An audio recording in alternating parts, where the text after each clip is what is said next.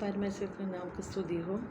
एक बार और आपके पास आपके सामने आने के लिए प्रभु ने ऐसा अवसर दिया। मैं प्रभु को धन्यवाद करती हूँ।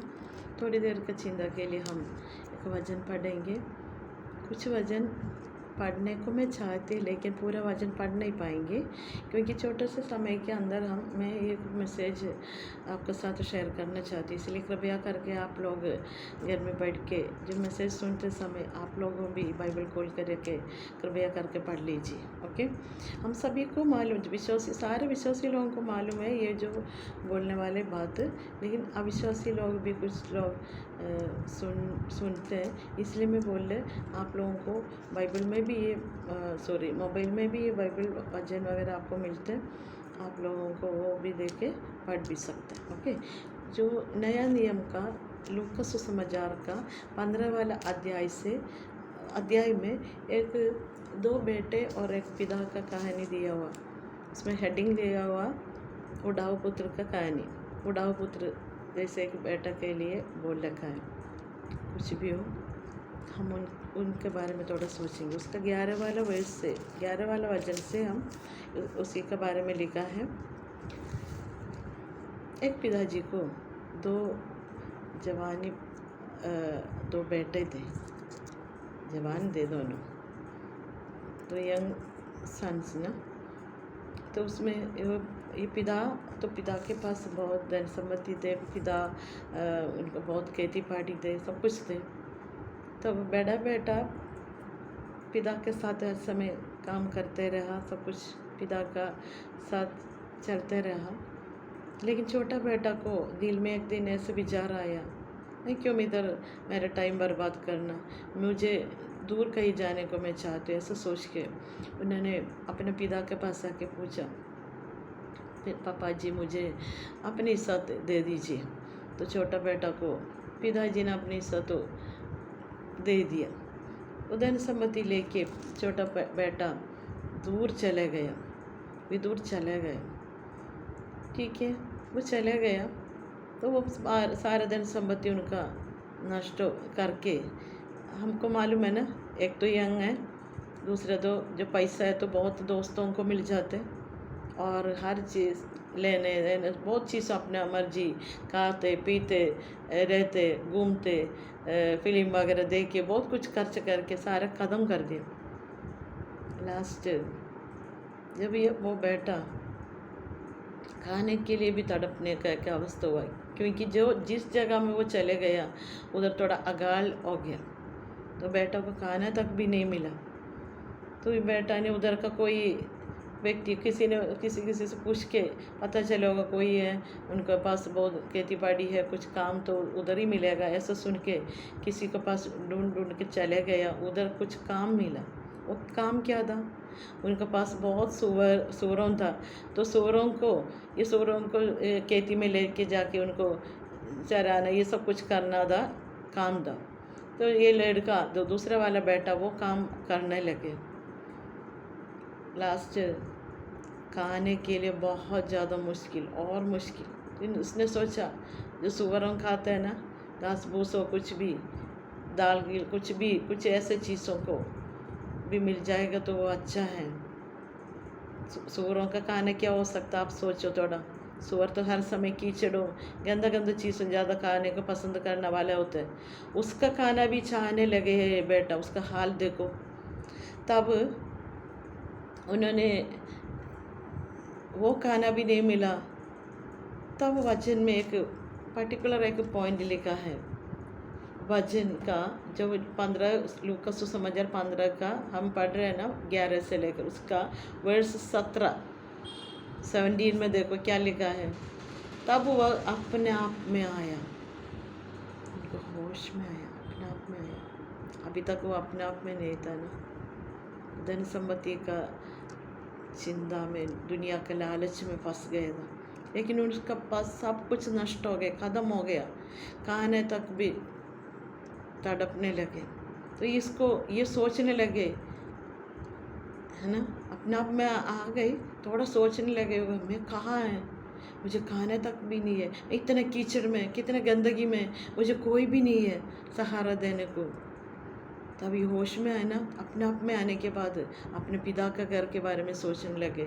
अपने पिता के घर में देखो, उधर का उनका नौकर तक भी पूरा लेबर्स तक भी इतना अच्छा बढ़िया खाना हमारे घर से खा के जाते, मुझे उतना तक भी नहीं मिल रहा।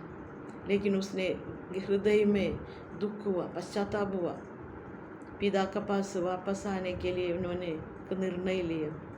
वो पिता के पास आ रहे थे, तो पिता के पास आते समय उन्होंने हृदय में एक डिसीजन लिया, निर्णय लिया, मैं पिता से कहूँगा, पिता मुझे अभी आपका पुत्र कहने को मैं योग्य नहीं है, लेकिन मुझे आपका एक नौकर जैसे मुझे रख लीजिए, ऐसा सोच के उसने पिता के पास वापस आया।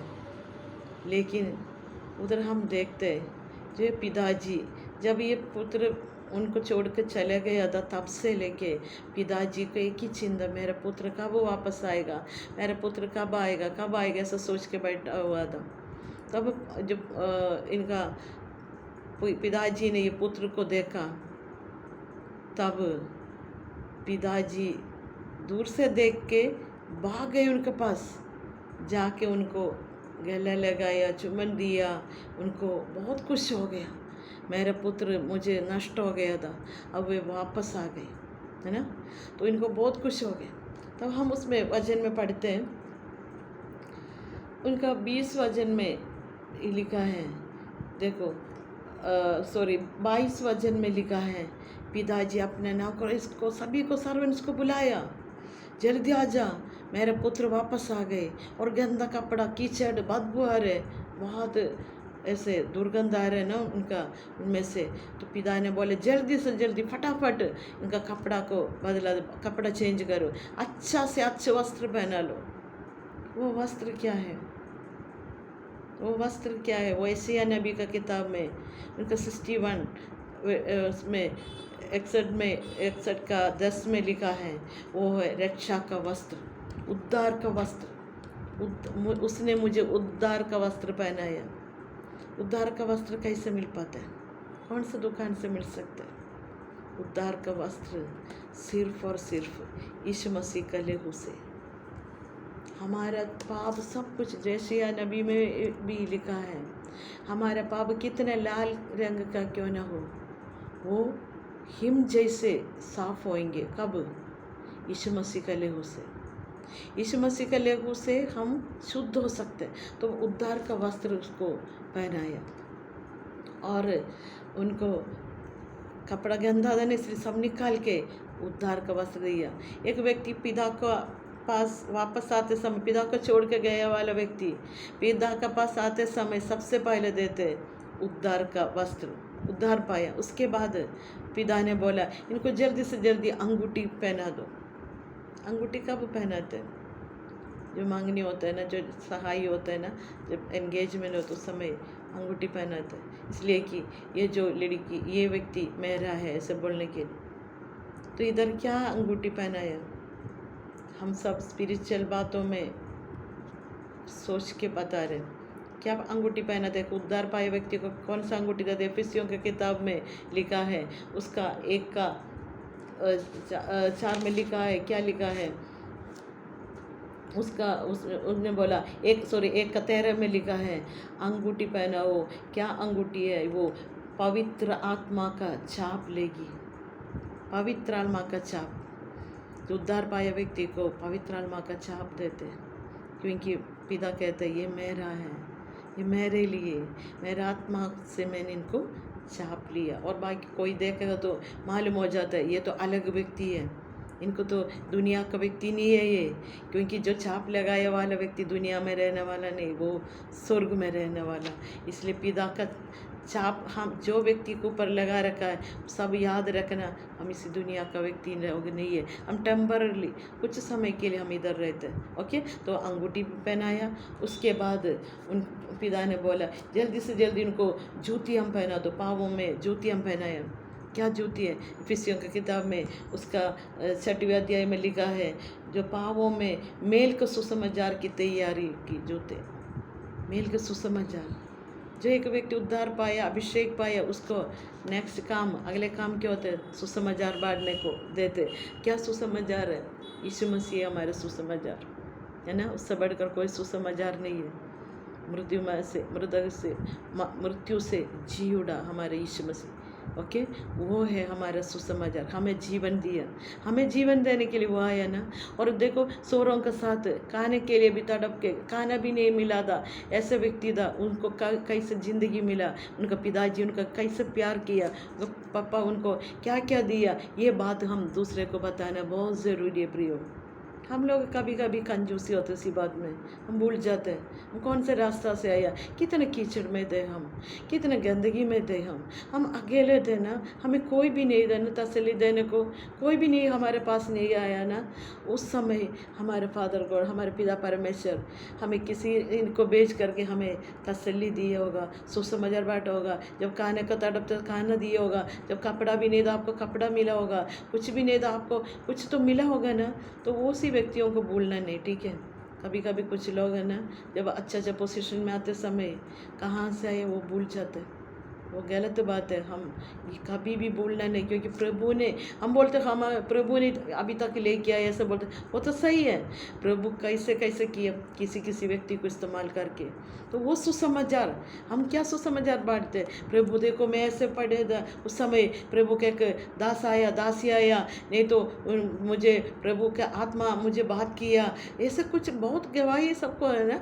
ये बांटना है, ये बोलना है, यीशु के बारे में बोलना है। यीशु ने हमें ऐसे अवस्था में बदला दिया हमारी ज़िंदगी, ये है सुसमाचार। ओके, और उसके बाद उसी व्यक्ति उधर क्या हो रहा है, बहुत खुश हो गया क्योंकि उनका बेटा वापस आया है, मरा हुआ था, वो जी उठ के आ, मतलब ऐसा जो होता है ना, मर गए व्यक्ति जी उठ के आए, जैसे उसी घर में कितना खुशी होगा, वैसे ही बेटा वापस आ गया।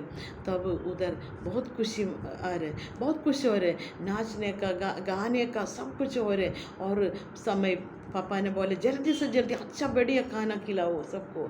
ऐसे बहुत ऐसे पशु को काट के बहुत मतलब सभी को बढ़िया खाना बनाने लगे। ओके, सबको, क्योंकि खुशी में ऐसा करता है ना, तो वो करने लगे। उस समय उसके मैं खास एक बात ये मैसेज के जरिए बोलना चाहते, उसका 28 वचन में जब ये घर में वापस आया, गाना हो रहे हैं, डांस हो रहे, नाच रहे हैं, बहुत धूमधाम हो रही है, बहुत ड्रम बजा रहे, सब कुछ हो रहे हैं, सब खुशी खुशी घर के अंदर। और पिताजी भी, सारे सर्वेंट्स परिवार मेंबर्स भी आए होगा ना, सारे रिश्तेदार सब आए होगा ना, बहुत खुश हो रहे हैं ना। लेकिन उस समय उनका बड़ा बेटा खेत में गया हुआ था, खेत से वापस आ रहे, तो खेत से वापस आ रहे तो उनको पूछा ये क्या हो रहे हैं। तो जब मैं सुबह जा रहा तो इधर कुछ ऐसा कुछ भी नहीं था, अब क्या हो गया। तो किसी ने बताया देखो तुम्हारा भाई है ना जो मर गया था ना, वापस मतलब जो इधर से सब धन सम्पत्ति लेके भाग गया था ना, गया था ना, कुछ कुछ बोला होगा, वो वापस आया। अच्छा इसलिए हो रही है, इसलिए तुम्हारे पापा ने देखो इतना बहुत अच्छा पार्टी दे रहे हो। तब ये 28 वजन में क्या लेगा पता है, वो क्रोध से भर गया। बड़ा बेटा क्या हो गया उसको, क्रोध। क्यों वो क्रोध होने को, इधर क्या हो रहा है कि कुछ किया पापा ने, सिर्फ और सिर्फ छोटा भाई को प्यार किया ना, वो तो एक देख के क्रोध हो गया। प्रियो उसे बेटा, मैं बोला ना, एक खास बात है ये मैसेज के जरिए मैं बोलना चाहते हैं। ये बड़ा बेटा कौन था, पापा का साथ हर दिन, जब छोटा बेटा चला गया तो भी जो सारे रिश्तेदार ऐसे बोले देखो बड़ा बेटा को देखो कितना सीधा साधा, कितना अच्छा है, पापा का साथ रहते, पापा का काम में हेल्प कर देते, पापा का इच्छा को पूरा करते रहते, बहुत कुछ करते हैं ना। उसी बड़ा बेटा भी क्रोध से भर गया। इनका छोटा बेटा वापस आया, उसको पापा ने बहुत ज़्यादा प्यार किया, देख इनको क्रोध आया। तब ये बड़ा बेटा का दिल क्या है, दिल का अंदर का अवस्था क्या देखो, ये अभी तक पापा के साथ कैसे रहता था, ये पापा का दुख के बारे में उसने कभी भी सोचा नहीं होगा ना। नहीं तो पापा कब खुश होगा सोचा भी नहीं होगा ना। प्रियो शायद आप बहुत बड़ा स्ट्रॉन्ग इवांजेलिस्ट हो, पास्टर हो, लीडर हो, क्या क्या बोलते हैं, डॉक्टर हो, कुछ भी हो सकता है, आपके जरिए बहुत कुछ बोलने के लिए तो बहुत होगा, आपने बहुत उसी देश में जाके ये देश में किया, उधर ऑर्फनेज को खिलाए, इधर ओल्ड एज को लोगों को खाना खिलाया, बहुत कपड़ा दिया, बहुत कुछ दिया, बहुत लोगों को सुसमाचार बांटा, बहुत कुछ किया होगा। लेकिन आप आपका पिता का हृदय को अभी भी आपने पहचान लिया कि नहीं? आप थोड़ा परखो आपका पिता का हृदय का अवस्था क्या है, आपको जानते हैं? वो कब खुश होगा आप जानते हैं, कब दुख होते आप जानते हैं। अगर आप उसमें फेल है तो, अगर उसी में आप फेल हो गए तो आपने अभी तक किया हर बात जीरो है। कारण क्या होता है? ये सी कुछ भी प्रभु को प्रसन्न नहीं करते। पहले अपना पिताजी का दिल का अवस्था को हम क्या बोलते हैं उसको, हम जांचना नहीं तो उस जांचना नहीं, हम उसको जानना है, जानना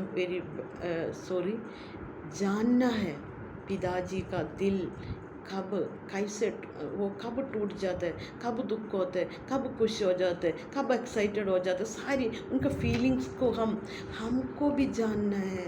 वो है उत्तम एक गवाह, उत्तम एक चेला का स्वभाव वही होता है। ये जो बड़ा बेटा उसमें फेल हो गया। अभी तक बहुत बड़ा, सब लोग बोलते इतना अच्छा पास्टर, इतना अच्छा लीडर, इतना अच्छा इवांजलिस्ट, इतना अच्छा व्यक्ति, इतना अच्छा बेटा और कहीं नहीं मिला होगा। लेकिन हृदय में क्या है? कपट रखा हुआ था। प्यार, असली प्यार नहीं था, वो कपटी था। याद रखो प्रियो, हमारे पापा को हम दुख नहीं देना हमारे स्वभाव से। छोटा अगर आप पर अपना थोड़ा ऐसे परख लो। अगर आप कलिसिया में नहीं तो आपको रिश्तेदारों में, आपका जान पहचान में कोई बहुत इधर उधर घूम के आए, बहुत प्रभु में बुलाए तो भी प्रार्थना बुलाए तो आता भी नहीं होगा, कुछ भी नहीं करते नहीं होगा, लेकिन तो कुछ दिन आते हैं, फिर बाकी दुनिया के चीज़ों में फंस जाता होगा। लेकिन कुछ समय के बाद उन्होंने शायद मन फिरा के पिताजी को पास और वापस आया होगा, पिताजी उनको आशीष किया होगा, वो देख के आपको जलन होते। उनका बच्चे लोग शायद बहुत अच्छा पोजीशन में पहुंच लिया होगा, आपको वो देख के जलन होते। नहीं तो उनका परिवार पूरा दूसरे मतलब प्रभु के राज्य के लिए इस्तेमाल करते होगा, वो देख के आपको क्या लगता है? खुश होते और गुस्सा हो जाते। क्या होता है आपको? अगर आप क्रोधित हो, आप जलन हो, आप उनके अगेंस्ट, आपको ऐसा लगता है वो देखो मैं इतना साल से प्रभु का सेवा कर रहे हैं, इतना साल से वो मैंने क्या क्या किया, अभी तक मेरा परिवार देखो, अभी मेरा बच्चा देखो, मेरा हाल देखो, कुछ भी मुझे आशीष नहीं मिला, सोच के ऐसे बैठा है आप अभी तक पापा का हृदय को आप जाना नहीं है। आप उसके लिए कोशिश करो, उसको ट्राई करो, प्रभु उसमें प्रसन्न होगा प्रियो। क्योंकि प्रभु का वचन कहते हैं रोमियो का किताब में 9 वाला अध्याय में लिखा है, 9 का 15 में लिखा है, मैं जिस किसी पर दया करना चाहूँ उस पर दया करूँगा, मैं जिस किसी पर कृपा करना चाहूँ उसी पर कृपा करूँगा। वो उनका हाथ के काम है, उनका हाथ में होते हैं। हम उसको देख के जलन होने से कोई मतलब नहीं है। उनको जिसको ऊपर दया करना चाहते वो दया करते, किन को ऊपर कृपा करना चाहते वो उनको ऊपर कृपा करते।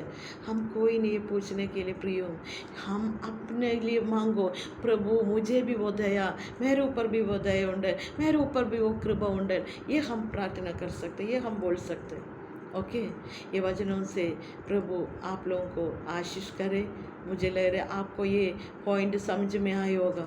हम ये बड़ा बेटा के जैसे कभी नहीं होना, क्योंकि हम अपना पिता देखो, अगर वो बड़ा बेटा भी पापा के साथ, हाँ पापा कितना खुश हो गया मेरे पापा, देखो मेरे हमारे छोटा भाई आ गए बोल के इनके साथ खुश होने को, उनको दिल ऐसा दिल अगर उनको होता तो कितना अच्छा होता था ना।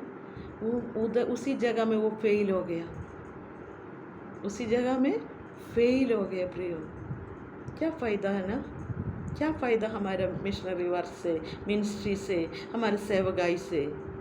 इसलिए यीशु ने बोला किसको लेने के लिए यीशु मसीह आ रहे? पिताजी का इच्छा को पूरा करना। पिताजी का इच्छा पूरा की यीशु मसीह। हम यीशु का चेहरा बनने चाहते तो यीशु का इच्छा पूरा करने को समर्पण करो। सिर्फ हम सेल्फिश नहीं बनना, हम मुझे सब कुछ मेरे लिए, मेरे परिवार के लिए, मेरा मेरा ये नहीं। दूसरे के बारे में भी सोचो। हमारे फादर गॉड कब खुश हो जाते हैं, हम कब प्रसन्न होते हैं, उसको देखो। कैसे मेरे पिताजी को मैं खुश कर सकता है, उसी काम करो। बाकी काम तो प्रभु हमें करवाएगा ना, तब हम कर सकते हैं। प्रभु से भी बढ़कर हमें कोई चिंता नहीं होना। देखो बाकी नाश होने लोगों के लिए, कोई ऐसा सोचते हैं ना, नाश होने लोगों के लिए हमें बहुत चिंता है। क्यों? प्रभु को चिंता नहीं है, हम प्रभु से बढ़कर हैं। प्रभु बहुत ज़्यादा चिंता करते हैं। वो बोलेगा हमको, बेटा बेटी फलाना व्यक्ति को मिलो, फलाना घर जाओ, फलाना व्यक्ति के लिए प्रार्थना करो, फलाना व्यक्ति से तुम क्षमा मांगो और माफ़ी मांगो और मेल मिलाप हो जाओ, उनको आपका घर में बुलाओ, उनको थोड़ा सहारा दो। ये सब बोलेगा तो तब करना है, तब पिताजी का हृदय खुश होंगे। ओके, एक सेकंड हम प्रार्थना करेंगे। पिता परमेश्वर, आपने दिया ये वचन को हमने शेयर किया प्रभु, उसमें बहुत कमी घटी होगा प्रभु, आप क्षमा करना मुझसे। लेकिन जो वचन के अंदर, जो से वचन के जरिए हमसे बोलने चाहते हो वो विषय प्रभु, समझने के लिए सबको कृपा कर प्रभु। हम आपका इच्छा को पूरा करने वाला, आपको खुश रखने वाला हम ऐसे बच्चे हमें बना दे प्रभु। हम सभी को एक बार और आपका समर्पण करते प्रभु। आपने प्रार्थना सुन ली, इसलिए धन्यवाद। यीशु के नाम से मांगे सुन ले पिता, आमीन। God bless you, God bless you all.